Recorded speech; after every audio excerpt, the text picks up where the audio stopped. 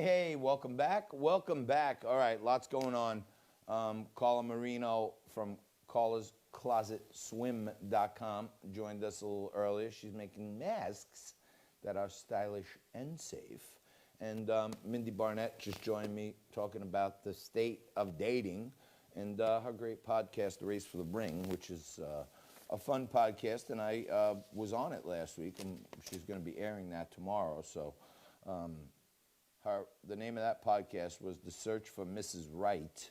And I have no idea why she wanted me to be the one to come on for that, because I'm not searching for Mrs. Right. But I found Mrs. Right already, and right now I'm focused on being a entertainer, for whatever that's worth.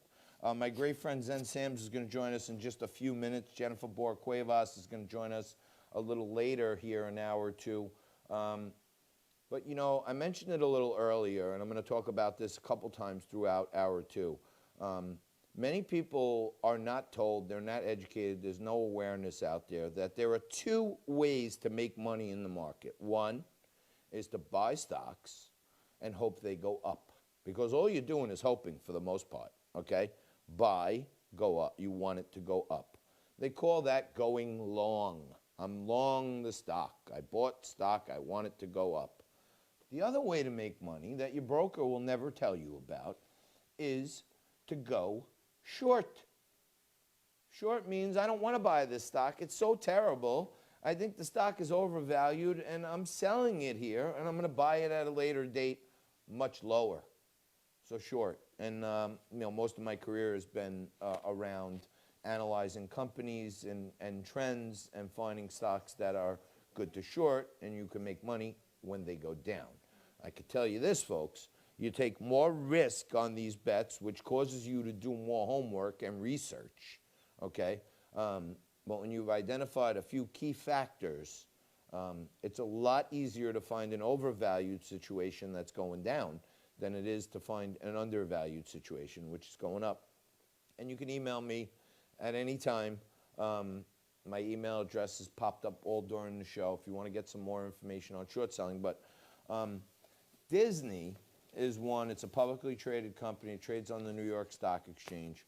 And they are going through it right now. And to me, it doesn't look like the end is anywhere in sight. I think this stock is headed lower. I'm not a financial analyst. I'm not a financial advisor. I'm not telling you what to do. I'm telling you what I'm looking at. And what I'm looking at are sectors that are going to be affected for the foreseeable near future and longer term future. Now, take a look at Disney as an example. Okay, I found this. Disney is basically saying that they're closing the theme park. The theme parks are closed, as we know. Okay. And they expect to reopen when they reopen at a 50% increase. At a 50% capacity, so only half the people that they usually have in there. Disney also reported that their revenue and earnings quarter over quarter for the same quarter last year were down 70%. Okay? So now, I'm going to use Disney as an example for you here. Okay? Compared to last year, they're down 70% in this quarter. Okay?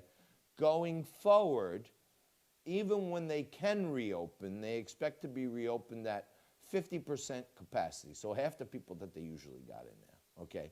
And then on top of it, they announced that they're going to have all these different measures in place for sanitization and contract tracing, which they're going to have increased expenses, much like Amazon. Amazon's revenue was up last quarter, but their expenses to keep up with the COVID were up worse, so Amazon got hammered.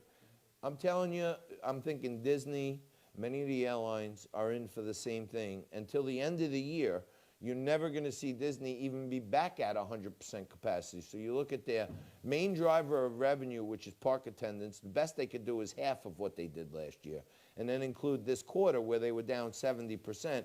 I would say through the end of this year, I'm going to see Disney at a much lower price before I'm going to see it at a much higher price. So take a look at that. If you want to know any information, give me a ring. We're going to take a quick break right now. We're going to talk about the business of Hollywood with model, actress, philanthropist, and supermom Zen Sams joining us right after this.